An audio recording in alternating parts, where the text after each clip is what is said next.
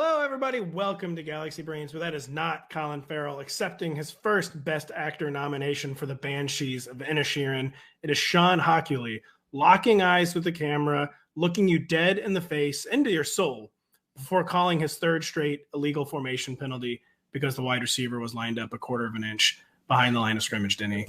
Welcome to Galaxy Brains. I'm Pat. That's Denny.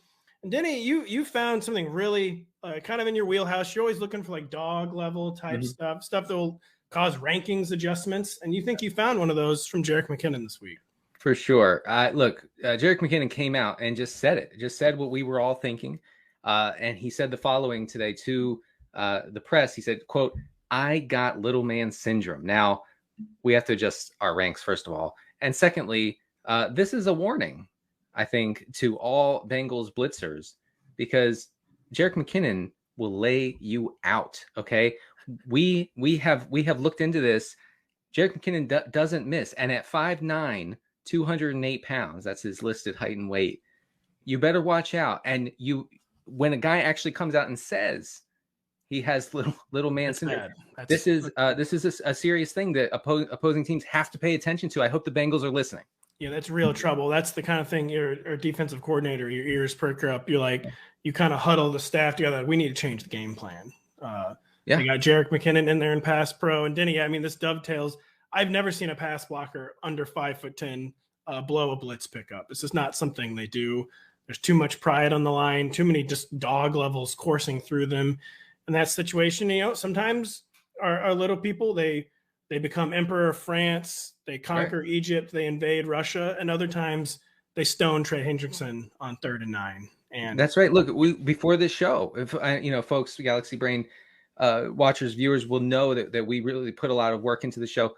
Before the show, we looked through the NFL records. We didn't find one instance of a running back under 5'10" ever missing a blitz pickup. So again, for Cincinnati, they're in trouble if they're coming after Mahomes this week. Yeah, not in the PFF database, not in the Pro Football Reference database, not in the official league database. It just hasn't happened. So best of luck to the Bengals pass rushers, Denny.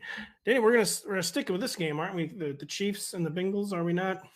Absolutely. We need to know something, Pat. You wanted to ask me what we need to know about Patrick Mahomes' injury. Go ahead. Yeah, I was just saying, what would it take, Denny? I mean, sometimes you're a natural skeptic.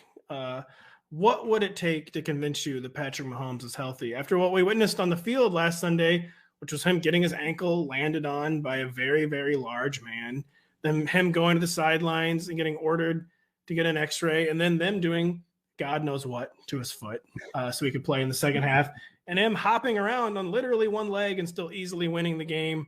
Besides that, what would it take to convince you that Patrick Mahomes is healthy for the AFC Championship game? Honestly, Pat, not much. And I was thinking through this before the show. All I would need from the Kansas City Chiefs is to stage a live televised doctor's appointment for Patrick Mahomes. Let's say 8 to 8:30 p.m. Eastern time on Thursday, when we would usually be watching. When Thursday. Most people are watching television. We don't have that. I need to see the doctor's appointment. I need 3 to 5 medical experts to weigh in during the appointment, after the appointment. If I see that, I may buy into the fact that Patrick Mahomes will play this week. If not, I think you have to count him out. I think you have to assume Patrick Mahomes is out this week.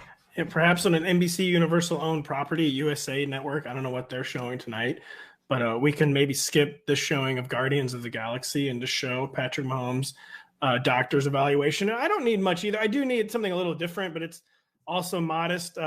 NASA's beautiful $10 billion James Webb telescope, Denny, currently hurtling into deep space, sending back the most beautiful images ever seen by mankind. I would just maybe need that to zero in on Pat Mahomes' ankle with such intense focus that it sees out the other side. And as long as that happens and I don't see any bone chips or cartilage floating around, then I might think that Patrick Mahomes will play against the Cincinnati Bengals. I might think that. I'm not saying I'll actually think that, but I might think that.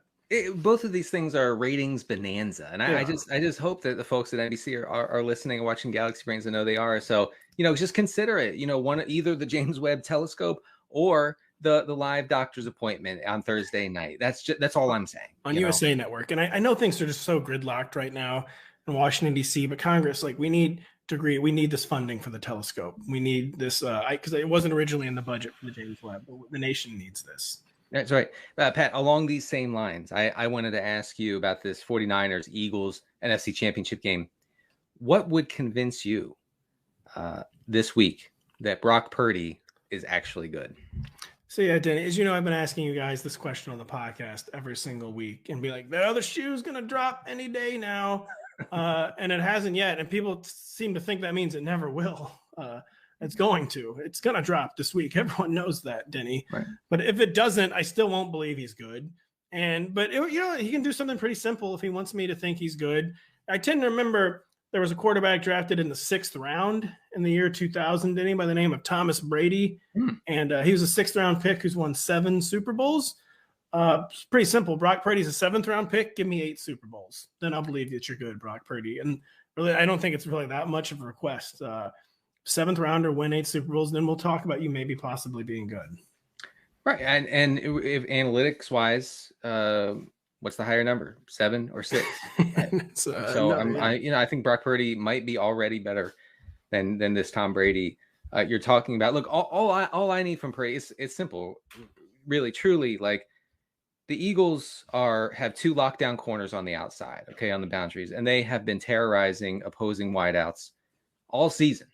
They're healthy. They're ready to go. Last week, they shut down the Giants.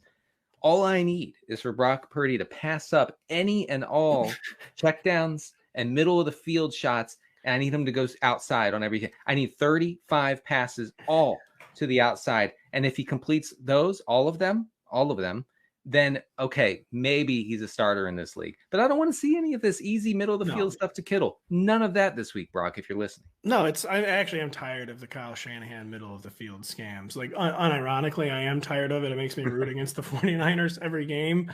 But I don't even need him to complete the boundary passes. I just need him to attempt them. And even if he throws 9 or 10 interceptions, then I know he's an alpha. I know he has the traits that can possibly lead this team into the future, make us look into trading Trey Lance. And that's right. That really is all I want. Prove yourself. And sure, you might be costing your team a chance at the Super Bowl by doing this, but there's nothing, you can't put a price on self-belief or believing in yourself. It's bad for the Niners. It's good if you want my approval. And Brock Purdy has a choice. That's all I'm saying. He has a choice. You have a choice to continue watching with us every week. We are so glad that you. We're so glad that you want your minds expanding. Then we've had a viewer request that they want a new background where the universe is just constantly expanding behind us. Right. And I told them we have our supercomputer, also known as producer Steven, looking into this very strongly.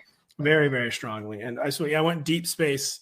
Yeah, I want it to be like 2001: A Space Odyssey, where it's going so fast that it's like distracting and may cause motion sickness as we're talking. Unless I'm actually vomiting during the segment, then it's not fast enough. That's all it's not. It's not. So Steven, faster. So for Denny, I'm Pat. Thank you for joining Expanding Your Mind. We'll be back next week.